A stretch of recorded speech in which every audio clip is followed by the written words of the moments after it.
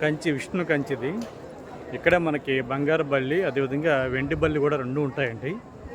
మనకి కంచి వచ్చినప్పుడు ఖచ్చితంగా ప్రతి ఒక్కరు కూడా దర్శించుకోవాల్సినటువంటి క్షేత్రాలు శివకంచి అదేవిధంగా విష్ణు కంచి. అలాగూ మనం ఇప్పుడు ఉన్న టెంపుల్ విష్ణు కంచి అండి. ఇది చూసారు కదా.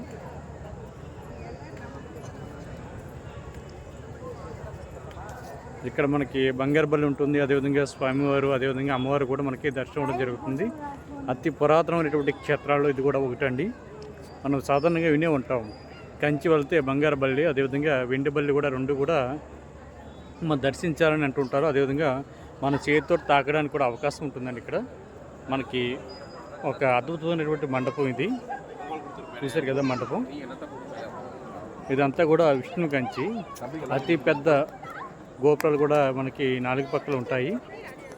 చూశారు కదా. మనకి ఇది ఎంట్రన్స్ అండి. ఇది ఇక్కడ నుంచి మనం వెళ్ళి స్వామివారిని అదేవిధంగా అమ్మవారిని బంగారు బలిని ఇవన్నీ కూడా దర్శించడానికి అవకాశం ఉంటుంది. టికెట్ అయితే ప్రజెంట్ అయితే ఈ రోజైతే మేము వెళ్ళే టైంకి టికెట్ అయితే ఏమీ లేదు, ఫ్రీగా మనం దర్శించుకోవడానికి అవకాశం ఉంటుంది.